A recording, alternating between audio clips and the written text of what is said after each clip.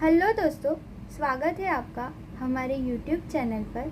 आज हम सब-ज़ीरो के 7562P मॉडल के बारे में बात करेंगे। ये मॉडल में स्पेशली 2 कंप्रेसर के लिए डिज़ाइन किया गया है और जो कि इसमें एयर कंडीशन एप्लीकेशंस जहाँ पे हमें दोनों कंप्रेसर के अलग अलग सेट पॉइंट सेट करने मिलते हैं, डिफरेंशियल और टाइम डिले सेट करने मिलते हैं। ये दोनों कंप्रेसर को हम अलग अलग सेट पॉइंट और डिफरेंशियल दे के दोनों को साइक्लिक मोड में चला सकते हैं। ये काफ़ी इम्पॉर्टेंट एप्लीकेशन है जहाँ पर एक कंप्रेसर लोड हैंडल नहीं कर पाता, वहाँ पर हम दूसरे कंप्रेसर को एक्टिवेट करके दोनों कंप्रेसर को हम cut out lowest set point पे कर सकते हैं। तो दोस्तों, आगे बढ़ते हुए हम इसके पैरामीटर सेटिंग के बारे में बात करते हैं। पैरामीटर सेटिंग में जाने के लिए आप प्रोग्राम मोड में जाएं। प्रोग्राम मोड को आप 3 सेकंड का लॉन्ग प्रेस कीजिए। इसके बाद आपको एक के बाद एक पैरामीटर दिखेंगे, जैसे कि P1, P2, P3, P4, P5। तो हर एक पैरामीटर को इन डीप समझते हैं। P1 पैरामीटर यानी कि आपको P1 पैरामीटर को आपको अपना जो कंप्रेसर है उसको हीटिंग मोड में चलाना है या कूलिंग मोड में चलाना है। 0 मतलब कि हीटिंग मोड और 1 मतलब कि 0 मतलब कि कूलिंग मोड और 1 मतलब कि हीटिंग मोड। डिफ़ॉल्ट मेरा 0 ही रहेगा। 0 सेट करते हुए हम आगे बढ़ते हैं। अभी हम देखेंगे P2 पैरामीटर। P2 पैरामीटर यानी कि हाई टेम्परेचर लिमिट, इसको सेट करते हुए हम देखते हैं तो P2 पैरामीटर में यहाँ पे हाईएस्ट टेम्परेचर लिमिट जो है वो हमने 99 डिग्री सेल्सियस सेट की है, यानी कि मेरा जो टेम्परेचर रेंज है वो हाईएस्ट 99 डिग्री सेल्सियस है। इसको हम डिफ़ॉल्ट ही रखते हुए सेट बटन दबाएंगे। अभी P3 पैरामीटर में लोएस्ट टेम्परेचर लिमिट हम सेट कर सकते हैं। सेट बटन दबाएंगे तो देखेंगे कि ये -40 डिग्री सेल्सियस सेट किया गया है, यानी कि हमारी टेम्परेचर रेंज हो गई -40 से लेके 99 डिग्री सेल्सियस तक। अभी P4 पैरामीटर देखते हैं। P4 पैरामीटर में आप दोनों ही कंप्रेसर के डिफरेंशियल सेट कर सकते हैं, यानी कि आपको कंप्रेसर को +-2 डिग्री सेल्सियस का हिस्टेरिसिस देके ऑन ऑफ करना हो, उसके लिए ये है। डिफ़ॉल्ट वैल्यू मेरा P4 का 2 है। इसको सेट करते हुए हम आगे बढ़ते हैं। ये पहला कंप्रेसर का हुआ और ये दूसरा कंप्रेसर का हुआ, उसका भी डिफ़ॉल्ट वैल्यू 2 ही है।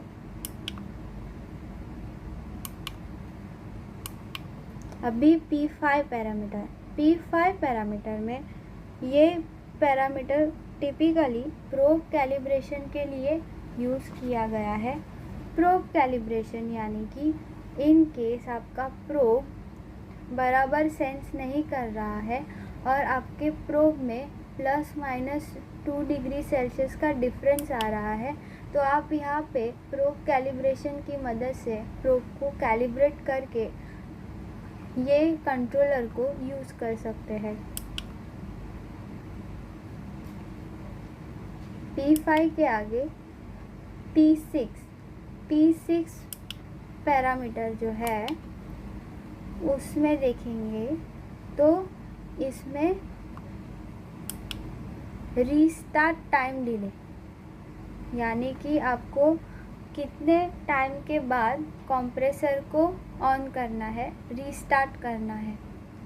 यहाँ पे पैरामीटर सेटिंग में रीस्टार्ट टाइम डिले का वैल्यू 3 दिया गया है। ये कंप्रेसर 1 का सेटिंग भी है और कंप्रेसर 2 का भी हम सेट करेंगे डिफ़ॉल्ट वैल्यू। R2 मतलब कि कंप्रेसर 2 और R1 मतलब कि कंप्रेसर 1, उसका भी हम जो सेटिंग है वो 3 रख के ही आगे बढ़ेंगे। फिर आगे देखें तो T2 पैरामीटर, तो T2 पैरामीटर यानी कि start second compressor in case of first compressor, यानी कि अगर हमको स्विच करना हो सेकेंड कंप्रेसर की तरफ तो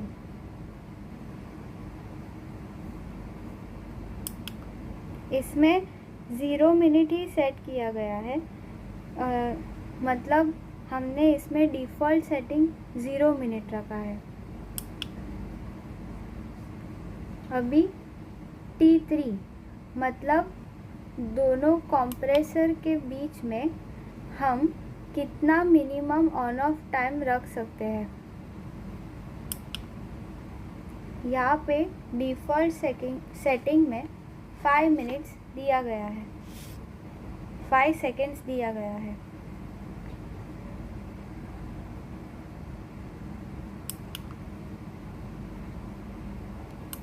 आगे देखें तो T4 फंक्शन, ये फंक्शन में कंप्रेसर को हमें ओवरलोड से बचाना हो तो ये सेटिंग काम आता है।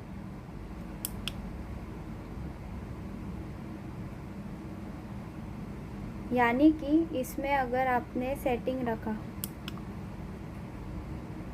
सेटिंग में अगर आपने 2 आवर्स 3 आवर्स 4 आवर्स ऐसे सेट किया तो ये जो सेटिंग है उसके अकॉर्डिंगली अगर आपने 2 आवर्स रखा है तो वो कंप्रेसर स्विच करेगा। आफ्टर 2 आवर्स सेकेंड कंप्रेसर से वो ऑपरेट करेगा।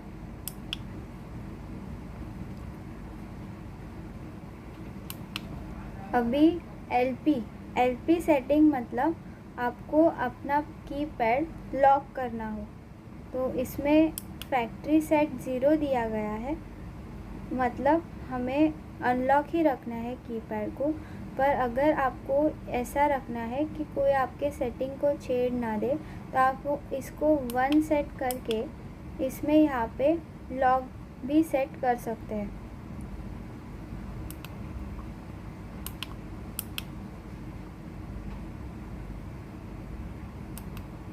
मैं यहाँ पे 0 ही रखती हूँ ताकि मुझे यहाँ पे कीपैड पे लॉक सेट नहीं करना। आगे देखें तो E1 पैरामीटर, यानी कि आपको अपने कंप्रेसर का स्टेटस क्या रखना है जब आपका प्रोब फेल हो जाता है, यानी कि ये सेंसर फेल हो जाता है। अगर आप इसमें सेटिंग में जाए और आपने अगर 0 सेट रखा है तो अगर आपका प्रोब फेल होगा तो आपके दोनों ही कंप्रेसर ऑन हो जाएंगे। अगर आपने 1 सेट रखा है तो दोनों कंप्रेसर ड्यूटी साइकिल में चलेंगे, यानी कि 10 मिनट के लिए ऑन होंगे और 4 मिनट के लिए ऑफ होंगे। अगर आपने यहाँ पे 2 सेट किया है तो दोनों ही रिले ऑफ रहेंगे, यानी कि दोनों ही कंप्रेसर ऑफ मोड में रहेंगे। नेक्स्ट पैरामीटर है R5। R5 से आप रिजोल्यूशन का सेटिंग कर सकते हैं।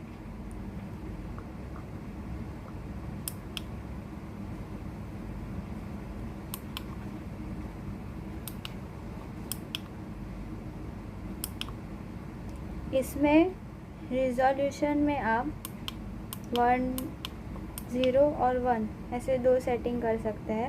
0 यानी कि आपको अपना रिजोल्यूशन 0.1 डिग्री सेल्सियस का चाहिए।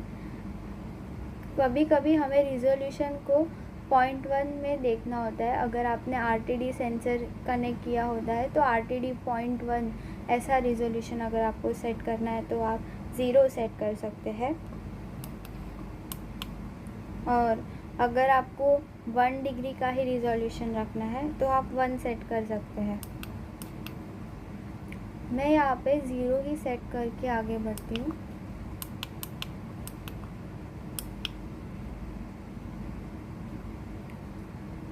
आगे का फंक्शन देखते हैं एफ एस यानी कि डिफ़ॉल्ट सेटिंग। अगर हमको फैक्ट्री रीसेट करना है, हमने जो भी पैरामीटर सेट किए हैं और अगर आपके पैरामीटर चेंज हो गए हैं और आपको अपने सारे settings back to factory reset करने हैं, तो यहाँ पे आप सेट बटन दबा के यहाँ पे इसको 0 सेट करें तो आप तो फैक्ट्री रीसेट डिसेबल होगा। और अगर आपने 1 सेट किया तो फैक्ट्री रीसेट एनेबल होगा। अगर आपको इसका सेट पॉइंट सेट करना हो तो सेट की को लॉन्ग प्रेस करें। आप देख सकते हैं मैंने अपना सेट पॉइंट 3 डिग्री सेल्सियस रखा है।